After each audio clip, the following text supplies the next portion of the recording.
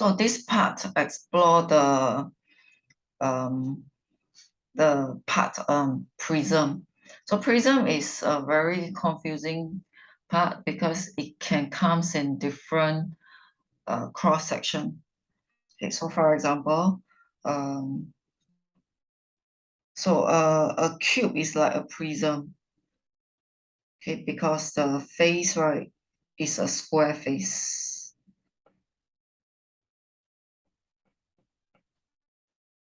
Okay, so this one is the cross section. The cross section is like if you slice off, that is like a uniform slice. So you just imagine you got a knife and you slice off like this is a block of cheese in a cube. So every slice you slice it off, okay, you get a square. For a cuboid, you are getting a rectangle cross section. So you are going to slice off that block of cheese, a cuboid cheese. Okay, so the sliced cheese is a rectangular. Okay, so this one is like a triangular prism. So if there's a block of cheese that comes into this shape, you go and slice it off, you will see that your slice of cheese is like a triangle.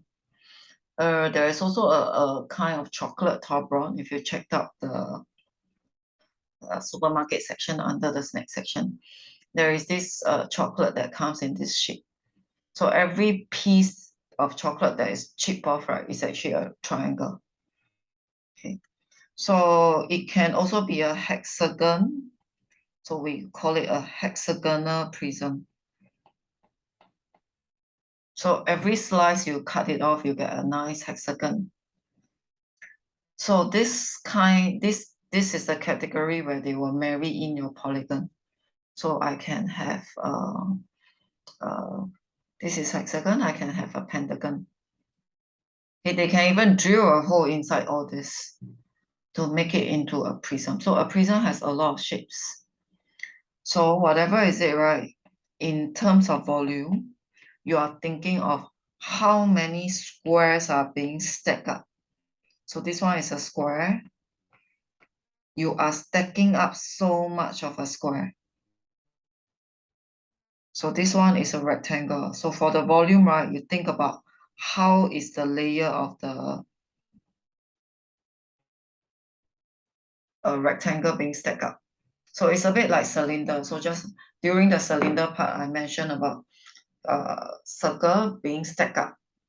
So actually a cylinder is also a prism. It's a circular based prism. So for a triangular prism, you will see how you stack up a triangle. So for a hexagon prism, you see how you can stack up the hexagon. How many layers of hexagon? The taller is it, the volume, the bigger the volume. That's why for a volume of a prism, right, that depends on the cross section. So the cross section has a lot of length, has a lot of shapes. So there are many shapes. So it can be a square, it can be a rectangle, it can be a triangle, it can be a hexagon. It can even be a circle. Because if that is a circle, that becomes a cylinder. So a cylinder is actually part of the prism family. So you multiply by the length, or what we'll call the height. It doesn't matter. So if you make the cylinder vertical, or you make the prism vertical, then there's a height. If you make the cylinder lying down, so there's like the length. So it's the same thing. And for the surface, the volume is quite easy. You just get the surface area, and then you just take the face, the cross section. So you just take the square times the height, or you take the rectangle times the height. Square times the height, rectangle times the height, triangle times the height, hexagon times the height. So for volume, it's quite easy. You just take whatever shapes and you multiply by the height. But for the surface area, it's going to be very confusing because there's so many parts that you can be touching the surface area. So some people go by the counting of the parts. They go and add up part by part. So if you are the kind who add up part by part, it's fine. But you need to be very mindful about your units and the way you do it. Because some of you, right, like to do your working with no labeling, and you end up nobody knows what you're doing for your surface area. So you end up having 0 marks, no method marks. So there is a generic total surface area formula. So the total surface formula look like this. So it will be 2 of the cross section plus the perimeter. So I need the perimeter of the cross section. I need the area of the cross section. And I multiply by the length, or what we call the height. So later on, I will show this method. I will show the piece by piece method.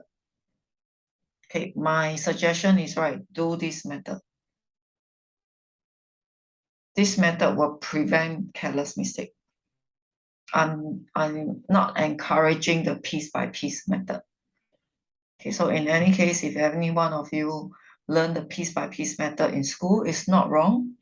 It's just a bit tedious and you might miss out a piece of the area. So later on, I'll emphasize on this part. Okay, so that's why in general, a prism, right, has a lot of cross section.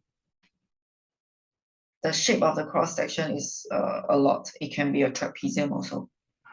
So you actually got to decide the shape and then the height.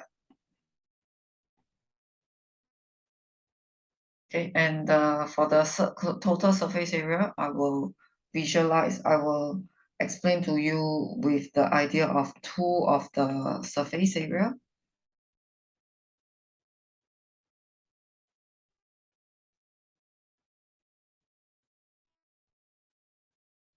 Okay, plus the sides, plus the total of the sides.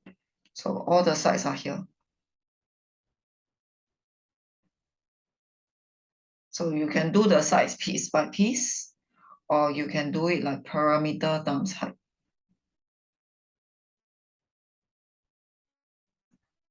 So later on, I'll explain this part. Okay. So if you want to add up side by side, right, these are the pieces of rectangle that you've got to be adding up. Okay, so just to make sure that you understand first, prism, right, got a lot of shapes. So these are the shapes that you learned in your area and perimeter.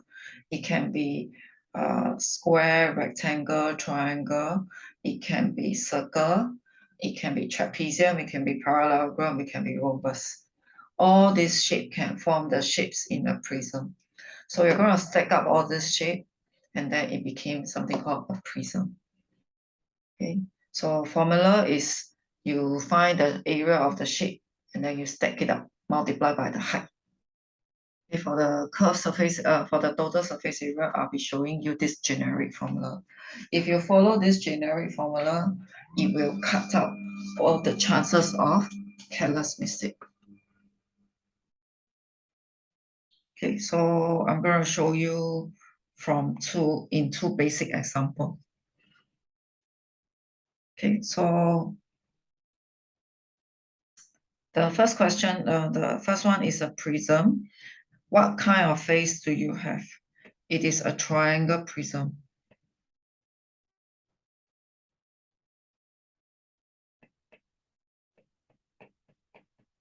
And this, you stack up this amount of triangle. Okay, so I'm going to show you the method of doing. So the first one, right, I'm going to find the area of the triangle, which is half times base times height. So label and write the units.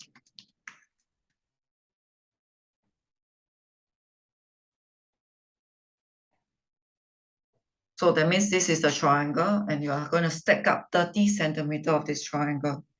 So the volume of the prism will be the amount of triangle that you are stacking up. And you stack up 30 centimeters of it. So that will be the volume. So if you realize, I'm still doing my labeling. Label units, label units. Okay, so let's explore the total surface area. So just now there was this formula. So there was this formula. Let me write the formula first. Total surface area will be 2 times the area of the cross section plus the perimeter multiplied by the length. So what is the area of the cross section? In this case, right, it is the triangle. So I already gotten the area of the triangle. So this part is 437.5. I need the perimeter of the triangle. So let me get the perimeter of the triangle. So perimeter of the triangle is very easy. You just add up all the sides.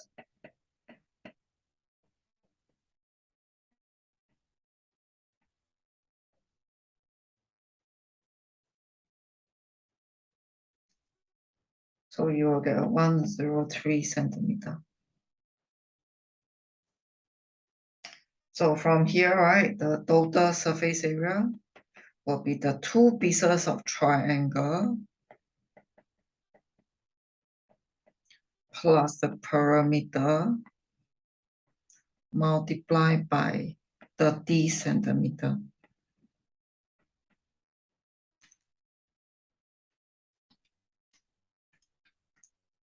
So these two will be the front and back.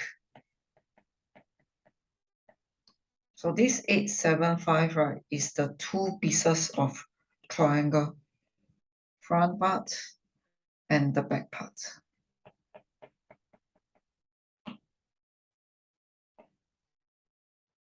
Okay, and then this part here,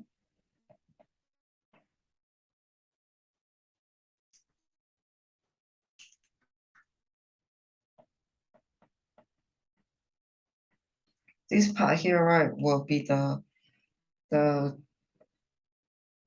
rectangle.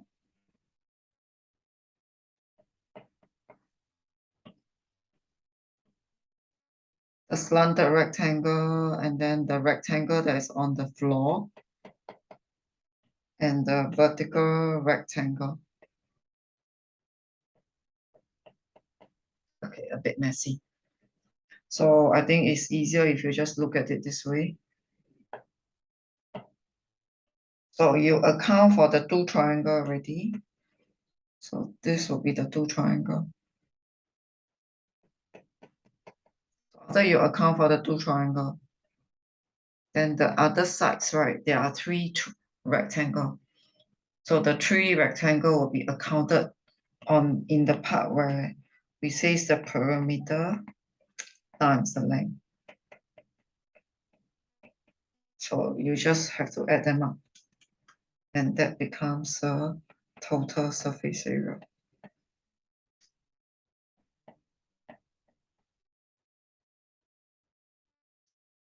So you follow the standard step. Okay, follow formula. So the next one is a little bit by working backwards. We got the volume, we don't have the height. But where is the cross section? So this is the cross section now. It's the kind of L shape that you learn in primary school. So it's the kind of L shape. So this is the cross section. So maybe you actually need to draw out the cross section. So you need to draw out the cross section. Try to visualize.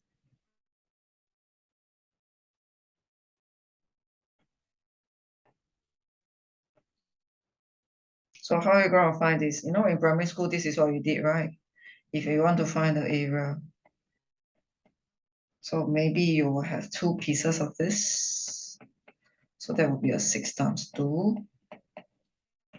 And then you got another piece here, a 4 times 2. So that is what we call a composite figure. So 12 plus 8, that is a 20. So this whole section is 20. So 20 times height actually gave me 80. So 20 times height gave me a 80. So height is a 4 meter.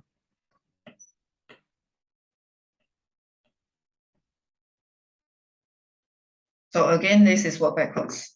So for all the shapes that you learned, you must be able to work backwards based on the dimension or based on the volume they give you, based on the total surface that they give you. Okay, so that is the introduction on the idea of prism.